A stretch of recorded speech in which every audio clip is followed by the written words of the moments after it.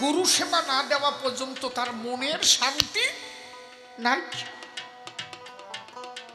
আর এখন শালা গুরুর নিন্দা করতে পারলি সারে না, গুরুর ভাষায় আজও বাস দে।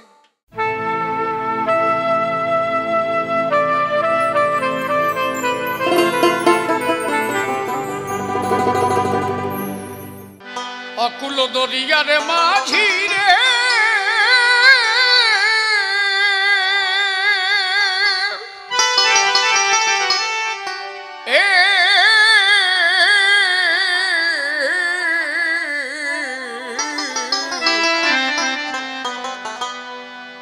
হারে মাঝি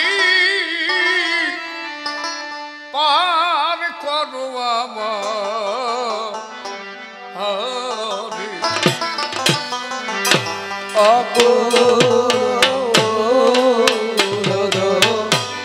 দরিয়ার মাঝি রে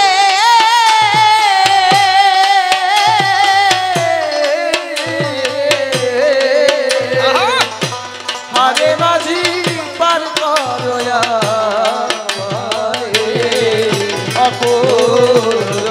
দরিয়ার মাঝি রে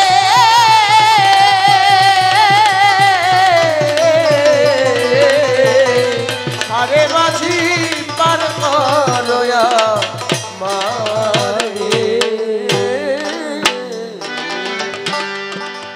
ঝড় বাদলে ওরে ঘর বাড়ি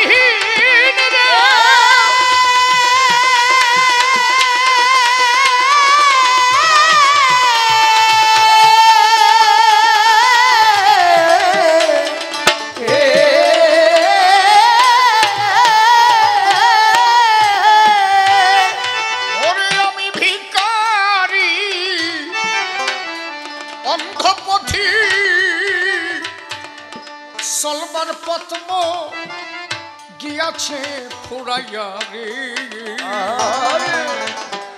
ওরে এসে এই না নদী ও কি না রে হারে মাঝি পার করয়া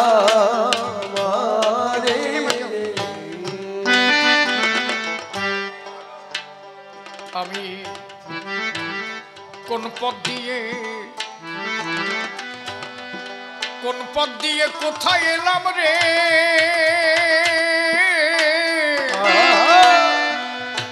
ও রে ওরে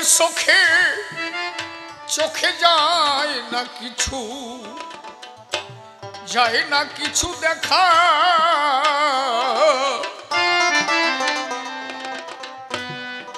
ওরে আধার রাতে কাঁদি আমি কাঁদি পথে রে আজ সাথে কেউ নাই আমি একা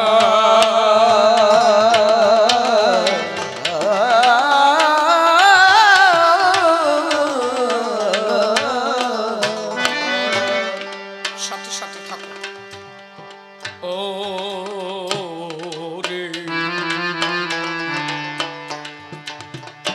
আমি কোন পথ দিয়ে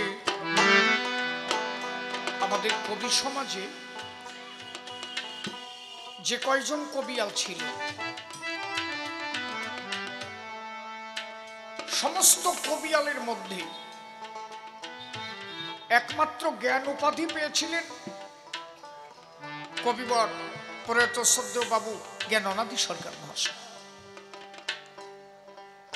ওনার প্রত্যেকটা গানের মধ্যে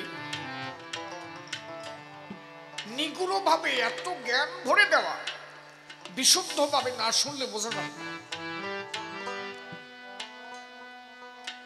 উনি একটা গান লিখলেন না, দিন গেল গেল বেলা, কাল গেল সারু খেলা, আমি খার নৌকায় উঠিব ভাবি তাই। ব্যাখ্যা দিলেন কি, পিতা বলল মা হারালাম পথে, ভাই বন্ধু কেউ নাই আমার সাথে। দেখেন কতখানি জ্ঞানী না হলে এই ভাব প্রকাশ করা যায় না। আস্তে বলছে পিতা বলল, পিতাকে বলছে দেহের পিতৃসত্তা মরিয়ে যে পুত্রের ভাই জন্মগ্রহণের বলে পিতা মরা, বলে পিতা মরল, মা হারালাম। বলে মাকে, মা মরল না কিন্তু, বলছে মা হারালাম। আচ্ছা ওখানে তো লিখতে পারতেন যে পিতাও মরল মাও মরল, না বললেন পিতা মরল মা হারালাম। কোন মাকে হারালাম? মায়ের থেকে 4টি সত্তা তৈরি হয়, নখ, চুল, দাঁত, ত্বক। জীবন পথ চলতে চলতে এই মা হারিয়ে যায়। আপনার একবারে চুল পড়বে কি? আজকে 2টো, কালকে 3টে, কালকে 4টে, আজকে 1টা। এই যে মা জীবন পথ চলতে চলতে হারিয়ে যাবে। একবারে দাঁত পড়ে নাকি? আজকে 1টা পড়বে, 6 মাস পরে 1টা। অতএব জীবন পথ চলতে চলতে আস্তে আস্তে দাঁতগুলো পড়ে যাবে। একবারে চাম মরে নাকি? এই যে মায়ের থেকে যে 4টি সত্তা তৈরি, নখ, চুল, দাঁত, ত্বক, আস্তে আস্তে হারিয়ে যায়। এই জন্য বলছে পিতা মরল, পিতাকে মারলাম, মানে যেদিন নারী সঙ্গ করলাম। জানা থাকবে মেডিকেল সায়েন্স বলছে যেদিন কোনো পুরুষ তার নারীর কাছে যায়, একবার মিলন হলে তাতে 35 থেকে 40 কোটি শুক্রাণু যায়। আস্তে, তাহলে 35 থেকে 40 কোটি শুক্রাণু।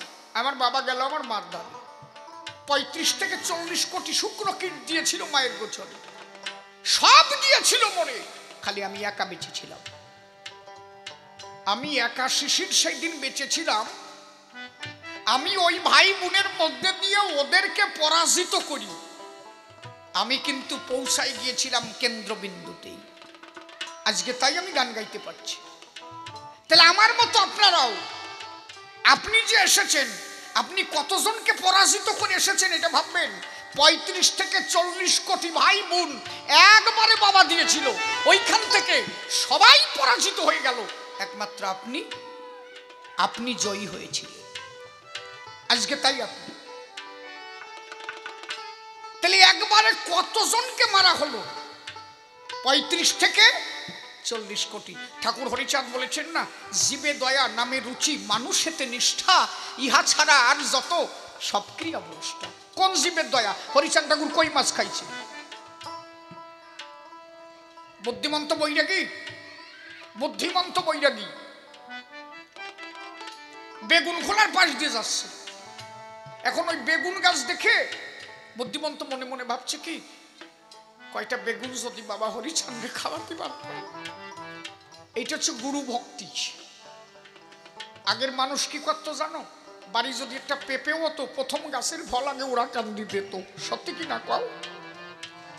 বা যার গুরু হতো সেই গুরুদেবের জন্য তুলে রাখতো, যে এই ফলটা তুলে রাখবো, আমার গোসাই আসবে, গোসাই আগে খাবে, তারপরে আমরা সবাই ভিড়ে সেই গোসাই। হরি বল, হরি বল, হরি বল।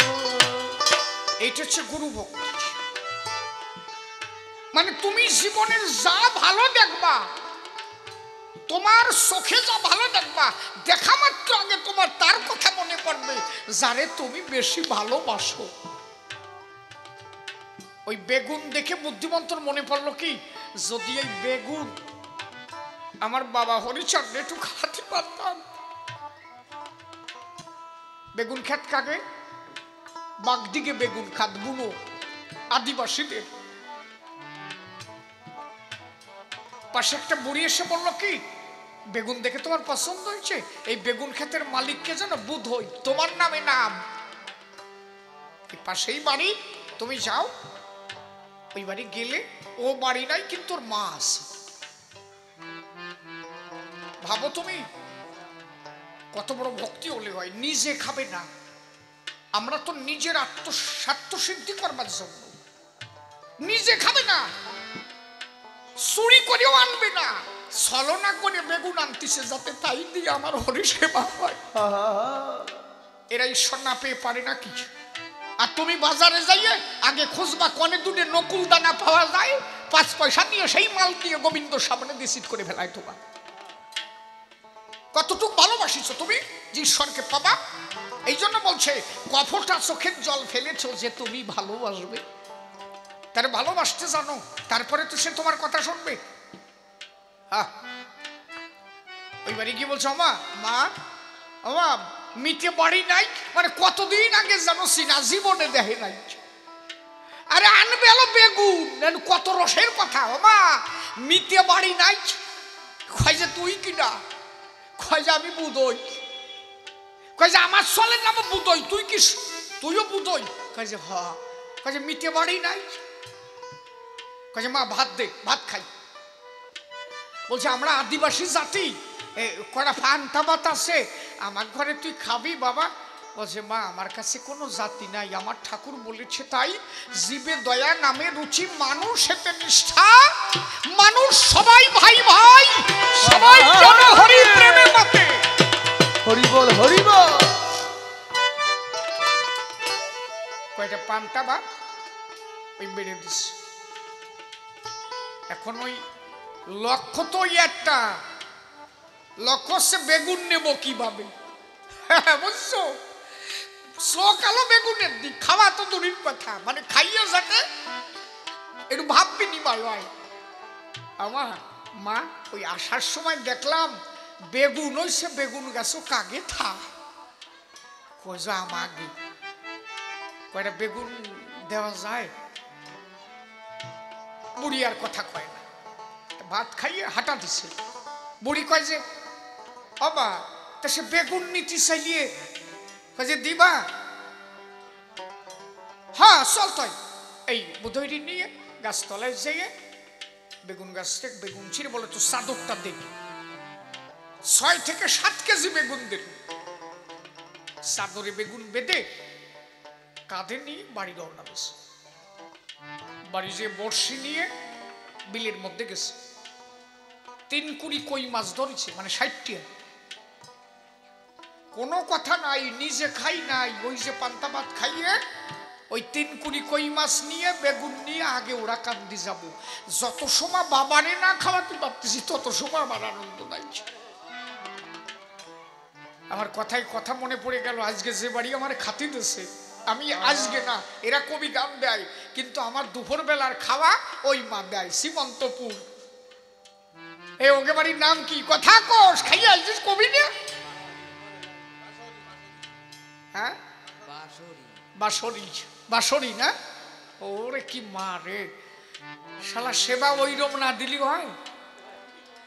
সে হাতকে বিঘেতে বিঘেতে কই মাছ,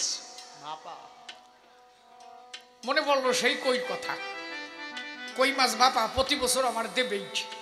আর এবার ওই যে আমার ক্যাসেটে শুনছে গুরুচান ঠাকুরে কলাই শাক দিয়ে শোল মাছ খাওয়াইছিল কেনা, আমি কইছি কোন ক্যাসেটে, ও এবার আগের 3 দিন আগের থেকে কলাই শাক তুলে রাইয়া শোল মাছ দিয়ে গোট্ট রাজ্যে এবার আমার খাওয়াইছে। তারপরে আরো যে কতটা দেশে রে, আমি ঠাকুরের কাছে প্রার্থনা করি এরা যতবার গান দেয় আমার যেন খাওয়াটা ওই বাড়ি হয়। হরি গুরু চান প্রেমানন্দে, হরি বল হরি বল হরি বল। ঈশ্বরের কাছে প্রার্থনা করি ওর যেন কোনোদিন অন্যের অভাব না হয়,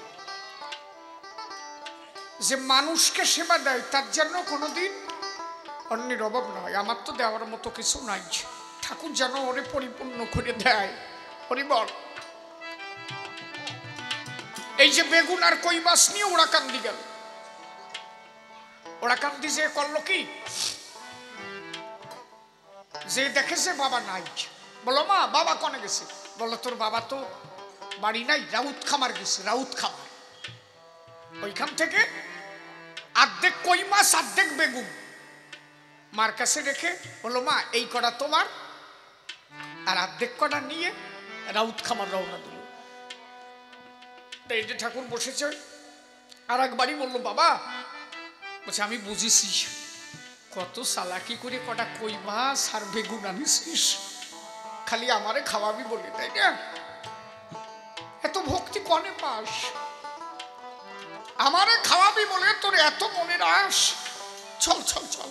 ওইখান থেকে নিয়ে অকুরের বাড়ি যে বলল অকুরের স্ত্রীকে, ও মা এটি রাঁধিয়ে দাও, কি কষ্ট করে ভক্ত আমার জন্য আনছে।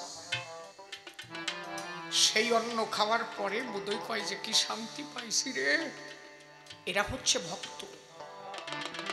গুরু সেবা না দেওয়া পর্যন্ত তার মনের শান্তি নাই। আর এখন শালা গুরুর নিন্দা করতে পারলি সারে না, গুরুর ভাষায় আজও বাস দেন। এই যে তাহলে হরিচাঁদ ঠাকুর মাছ খেয়েছে, আরে ওতে কি হয়? ঠাকুর বলছে ওতে কিছু হয় না, যা ধরে রাখলে কাজ হয় তাই ধর। 35 কেজি খাদ্য গ্রহণ করলে মাত্র 15 মিলিগ্রাম শুক্রাণু তৈরি হয়, বীর্য তৈরি হয়। ভাবো 35 কেজি খাদ্য গ্রহণ করলে মাত্র 15 মিলিগ্রাম বীর্য তৈরি হয়। আর তুমি প্রত্যেক দিন খরচ করো তাই, তোমার আয় কোন জায়গায়? একবার নারীর কাছে গেলে তাতে 40 কোটি শুক্রাণু ধ্বংস হয়। 40 কোটি। এর সারা জীবন ভরে 40 কোটি মাছ খাইছো নাকি তুমি? নাকি সারা জীবন ভরে 40 কোটি মাছ তুমি খেতে পারো নাই, কিন্তু একদিনে নষ্ট করো তাই। ওই 40 কোটির মধ্যে আমার বাবা একদিনে 40 কোটি ছেড়ে দিয়েছিল, তার মধ্যে একজন আমি। ভাবো,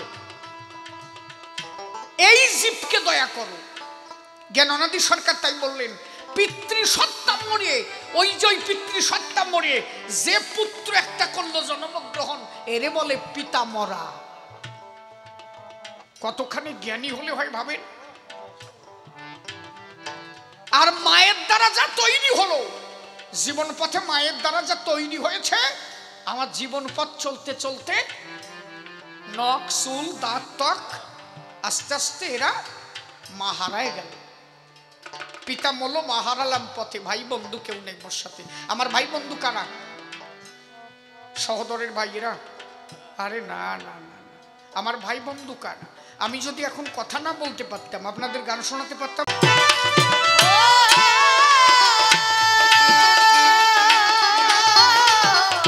এই জন্য মানুষ যখন তার সেই শেষ গতির দিকে যায়, জ্ঞানানন্দ সরকার সেইখান তখনকার দিনে সেই সময়ের গান লিখেছে। ও ও আমি কোন পথ দিয়ে ওরে কোথায় এলাম রে,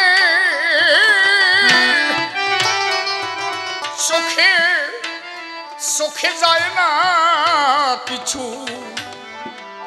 যায় না কিছু দেখা।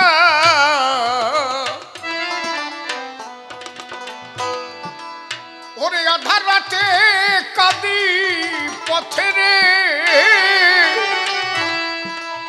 ওরে সাথে কেউ নাই আমি একা।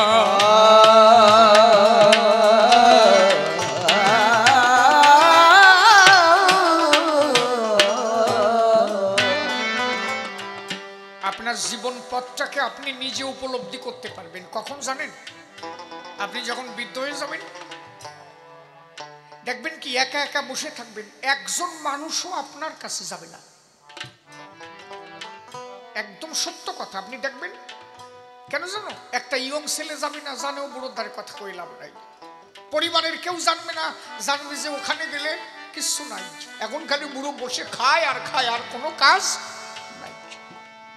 যত সময় আপনার কর্ম আছে তত সময় আপনার সাথে আলোচনা, কর্ম শেষ হয়ে গেলে আর কেউ খবর নেয়। অনাদিবাবু তাই বললেন, এখন আমি একা। এখন দেখলাম এই ছিল কি আমার ভাগ্যে লেখা। হরিবল হরিবল হরিবল হরিবল।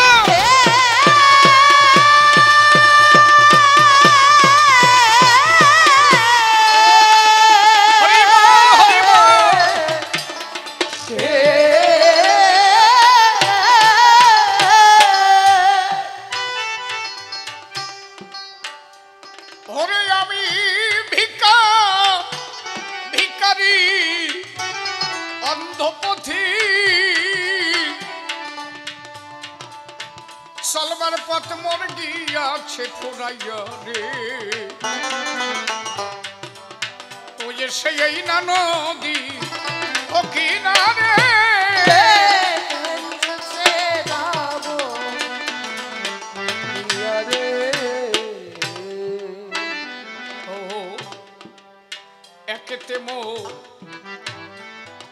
একেতে মোরা ধারাতি রে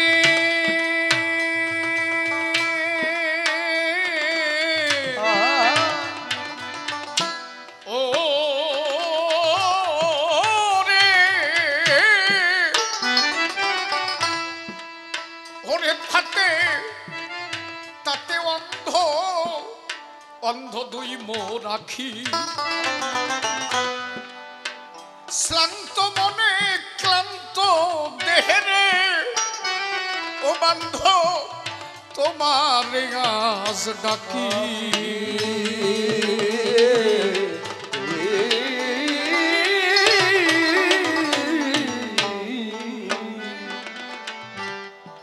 আমি ছিলাম বাকি ওরে হলাম বাকি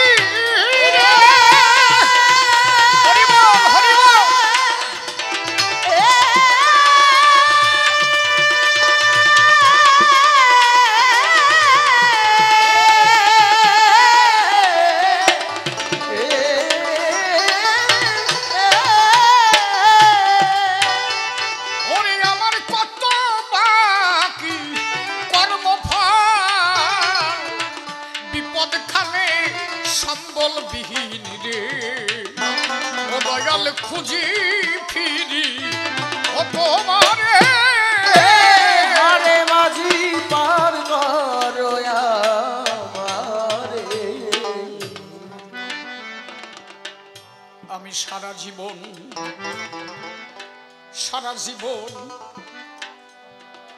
জীবন করলাম ভিক্ষা ভিক্ষারে ওরে কাঁধে কাঁধে নিয়া ভিক্ষার ঝুলি আমায় কেউ দিল না কানা করি রে হারে পেলাম মিঠে করা বলি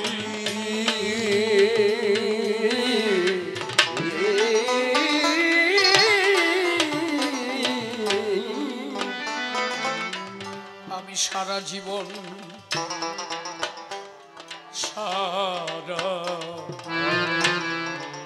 সারা জীবন করলাম ভিক্ষারে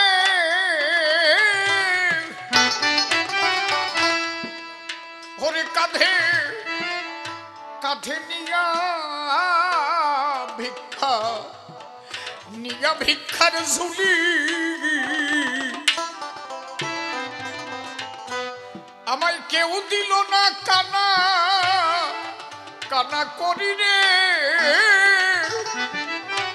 ওরে পেলাম মিঠে করা বলি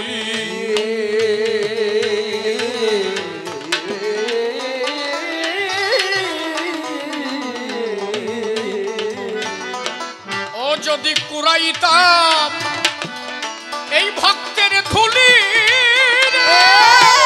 হরিবল হরিবল হরিবল জয় হরিবল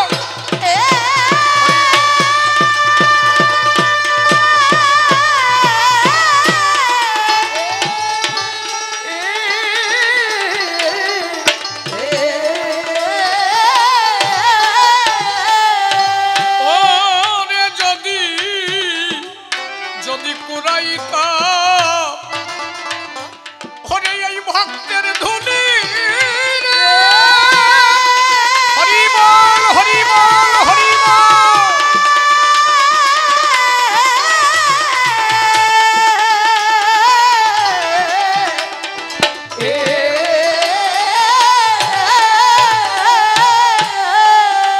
ওরে বুঝি নাই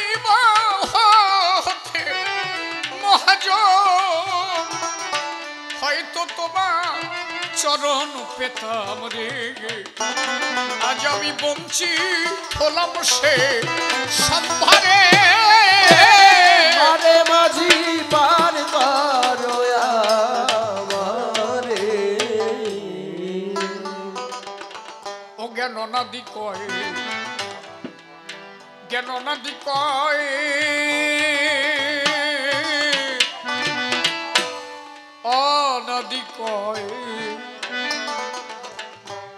অনাদি কয় পরাণ প্রিয় রে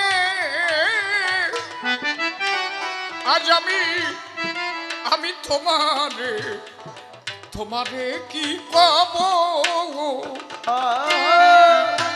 ওরে তুমি নাকি দয়াল মাঝি রে শুনিনি কটের বান্ধব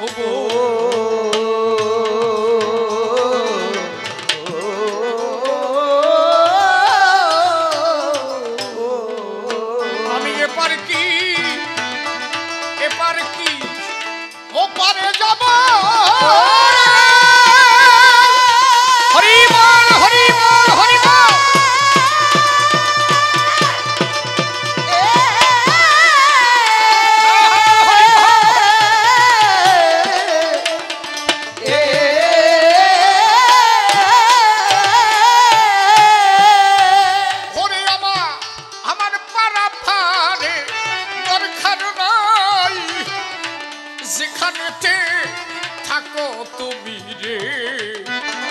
দয়াল রেখো তোমার চরণের ধারে আরে মাঝি পার করো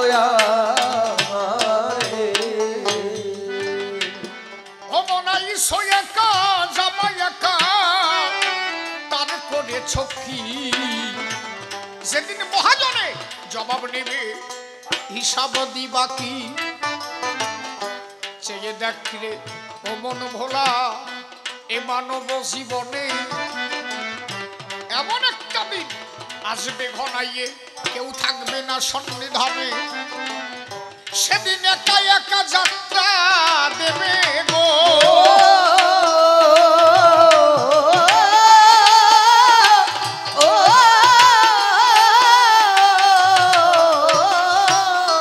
ও তোমার সাথী কেহ নাই সেদিন তুমি বুঝবে বন্ধু কি করে সরে ভাই আরে অন্তিম কালে পথের সম্বল সবই পড়ে রবে যদি কোনদিন সাধু গুরু মহাজনের সঙ্গ তোমার হবে এই মহাজনের চরণ ধুলি হবে পারের করি একবার প্রেমানন্দে বদন ভরে বলো হরি হরি হরি বল হরি বল অন্তিম হইবে তোমার এই পথের সম্বল তাই বলি মন সময় থাকতে একবার বলো হরি বল আজ আমি ভূমিকাতে শ্রীকৃষ্ণ ধর্ম সভার গায়ে আরে বিপক্ষেতে নারদ মুনি আপনারা শুনেছেন সবাই যেভাবেতে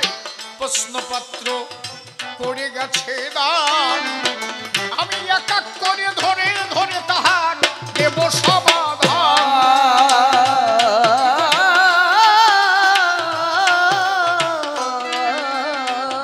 বলল লক্ষ লক্ষ মানুষ মেরে কি ধর্ম তুমি দিলে শ্মশান ভূমি তৈরি করে তুমি কেন যুক্তি দিলে তুমি মানুষ বলে কাদের ভাবনারোধ বলো দেখি তাই মানুষ হতে গেলে শুধু আকারগত মানুষ কিন্তু নয় আকারে মানুষ চরিত্রগত দিক থেকে হচ্ছে পশুর ন্যায় এই জন্য মানুষ বলে সবাইকে কি বলো জগতে ধরা যায় আরে জন্মিয়া যার না থাকে মান না থাকে যার হুশ বলো দেখি শুধু দেহ থাকলে কি বলা যায় মানুষ ওই যে কৌরব পক্ষে ছিল যারা ওরা কোনটা মানুষের পরে যদি মানুষ হয় দ্রৌপদীকে উরুতে বসাতে পারে একটা রজশালায় ছিল দ্রৌপদী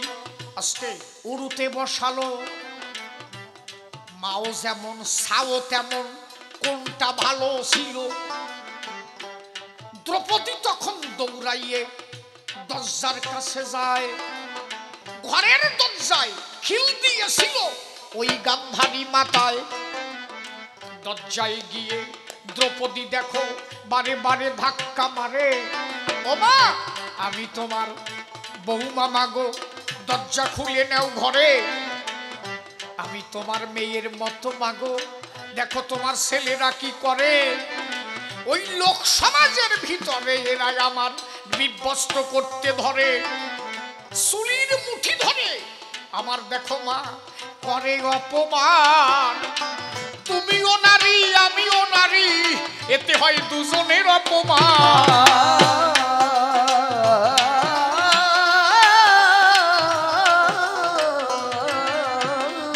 কত কান্না কেঁদেছিল দ্রৌপদী, গান্ধারী না শুনিল, ঘরের দরজা আটকাইয়া কিন্তু সেদিনই বসেছিল।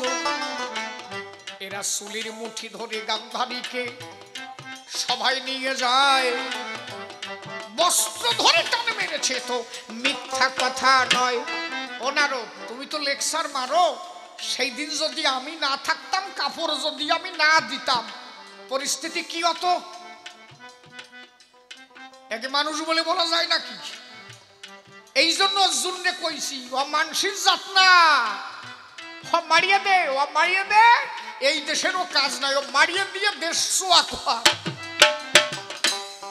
এই জন্য ওরা কেউ মানুষ নয়, বলি সবাধারে আমি আগাছা মেরে ধর্ম সংস্থাপন করেছি চরাচরে।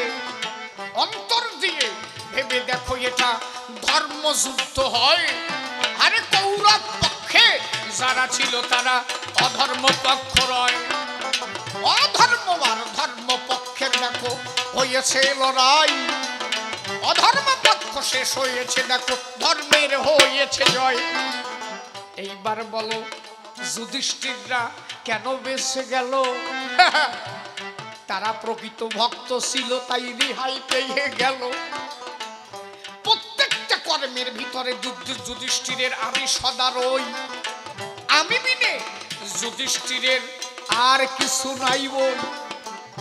একদিন নারদ, তোমার জানায় আছে, মিথ্যা কথা নয়, নারদ আমারে বলল ওই পক্ষে তুমি যাও কেন পাও আমায়? আমি বললাম নারদ কথা নিবা, কেন যাই ওদের ধারে? আমি 3খানা মালা দিলাম আজি তোমার হাতে ধরে, একটা উত্তম মালা, মধ্যম মালা, একটা অধম মালা হলো। এই 3টে মালা নিয়ে তাড়াতাড়ি তোমার যাওয়া কিন্তু ভালো। এই 3 মালা নিয়ে তাড়াতাড়ি তুমি দুর্যোধনের কাছে যাবে। দুর্যোধনের কাছে গিয়ে প্রথম তুমি জিজ্ঞাসা করিবে, উত্তম কোনজন বলো দুর্যোধন, জানিবারে চাই। দেখো উত্তম অধম মধ্যমের কি দেয় সে পরিচয়। মালা নিয়ে দুর্যোধনের কাছে নারদ গেল, নারদ গিয়ে দুর্যোধনের কাছে কহিতে লাগিল, আরো আসতে আমার কথা শুনতে ভক্তের অসুবিধা হয়, যেন কথাগুলো তারা পরিষ্কার পরিষ্কার ভাবে বুঝে লয়। বোঝা যাচ্ছে কি? সমস্যা নাই তো? ভালো ভালো ভালো, তাতে আমার কি আনন্দ হয়। খালি বাজনা শুনলে কি কাজ হবে? কথা শোনা চাই নাকি? ভালো রে গা, সুর একটু জোরে দে। বিয়ে করিস নাই, আরো বল গেল কোন জায়গায় তোর? শালা এখনো সিরিক দিলি মাইক কাঁপিয়ে যায়, টেয়ার পাস? চল মাইয়ে 3 4 টেয়ার পাস? হ্যাঁ নাকি? অগিতে জোর বেশি আছে না নাকি? এখনো বুড়ো গেল, শালা 50 বছর হয়ে গেল, এখনো মানে সেটা শরীরের মানে ভাব কি ভেঙে ফেলাই মোটে। শালা বসে না বড়দের তো। হরিবল হরিবল হরিবল, উলুধ্বনি উলুধ্বনি, হরিবল হরিবল। আরে যা ধরে রাখলে মানুষ উজ্জীবিত রবে, তাই না ধরে রাখলে বল দেখি আর কিথার থেকে জোরে কথা কবে। প্রত্যেক দিন 4-5 ঘন্টা গান গাইতে হয়। কালকে ভোর 4টের সময় বাড়ি এসে মাত্র 3 ঘন্টা ঘুমাই। শরীরে কোনো দুর্বলতা নাই, নাই নাই। ভক্ত দেখলে আনন্দ পাই কি বোঝে? আর ইয়ং গুঁড়ো গাড়া এখনো বয়স ধরা, সুর দিবি মোটে ফাঁসা চাপিয়ে, বোঝে না। শালা সেগা ফাঁকি সুর দিতে পারে না, তাও ভাষা ট্যাকটা করে কথা কোষ কথা কোষ, বোঝে না বলদের দল। এখন যদি সুর চাপিয়ে দিস ভবিষ্যতে করবি কি? কি এখন খোলা রাখবি? হ্যাঁ কথা বুঝিস হরিবল হরিবল। এইবার নারদ তখন মালা নিয়ে দুর্যোধনের কাছে গেল। নারদ গিয়ে দুর্যোধনকে তখন কহিতে লাগিল, শোনো দুর্যোধন, আমার বচন তোমারে জানাই, এই যে আমার হাতে তিনখানি মালা দেখিবারে পাই, উত্তম মধ্যম অধম মালা দেখো আমার হাতে আছে, উত্তম কোনজন এই জগতে তুমি বলো আমার কাছে। দুর্যোধন বলে, আমি রাজা, আমার উপরে কেউ নাই, ওই উত্তম মালা পরাইয়ে দাও তুমি আমারও গলায়। নারদ বলে, তাহলে মধ্যমকে বলো দেখি মরে। দুর্যোধন বলে, মধ্যম হয় মন্ত্রী সরাসরে, রাজার পরে মন্ত্রী মধ্যম, আমার মামা মধ্যম হয়, ওই মধ্যম মালা পরাইয়ে দাও আমার শকুনি মামার গলায়। বলে, অধম কোনজন বলো দেখি।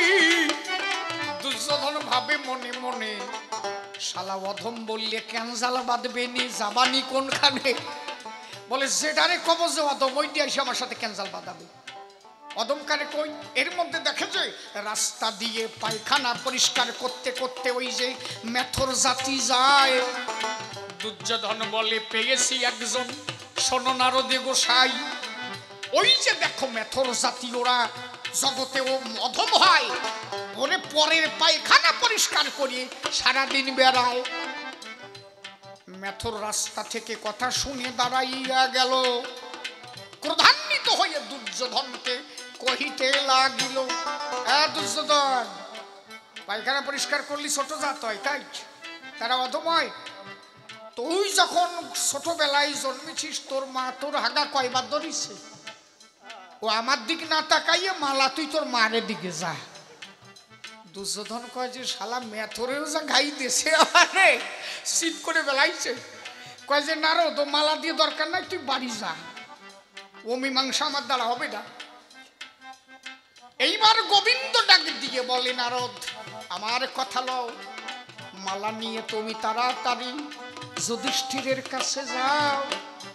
মালা নিয়ে যুধিষ্ঠিরের কাছে যখন দাঁড়ালো, বলে, যুধিষ্ঠির জগতে উত্তমকে আমার কাছে বলো। যুধিষ্ঠির বলে, কে বা উত্তম তুমি ভালো জানো, আমার কাছে কেন আসো, তুমি তো তারে চেনো। তোমার বিনা যন্ত্রে সদা গায় কৃষ্ণ গুণগান, কৃষ্ণ ছাড়া শ্রেষ্ঠ কেহ নয় এ ভুবন।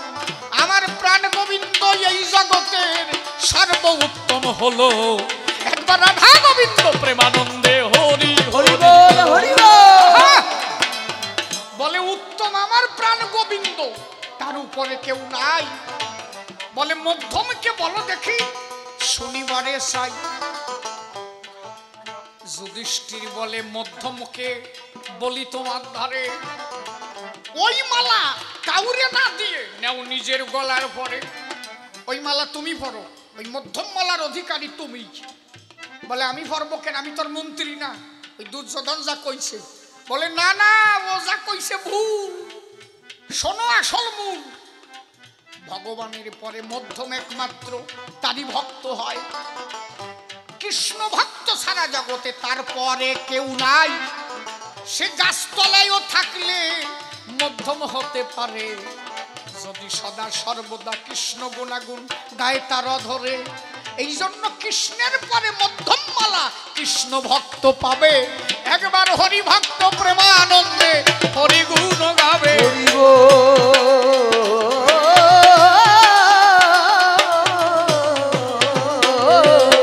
বলে, অধমে কে বা বিচার করো। তোমার দুটো শুনে ভালো লাগলো, কৃষ্ণ উত্তম, কৃষ্ণ ভক্ত মধ্যম। আচ্ছা, তাহলে অধমকে বললো, শোনো শোনো অধমকে বা বলি তোমার ঠাই। এইবার অধম মালা খানি পরাইয়ে দাও আমারই গলায়, জগতে আমার মতো নাই অধম গো।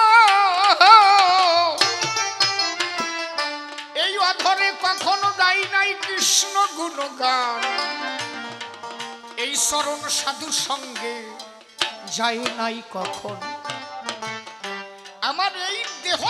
কোনদিন নিনাই হরি ভক্তের ধুলি, একবারে প্রেমানন্দে বদন ভরে হরি হরি হরি বল হরি বল। তাহলে আমার মতো অধম জগতে গো নারদার তো কেহ নয়। নারদ বলে ধন্য ধন্য তুমি যুধিষ্ঠির গোসাই। আরে নিজে যারে বড় বলে বড় সে তো নয়, লোকে যারে বড় বলে বড় সে তো হয়।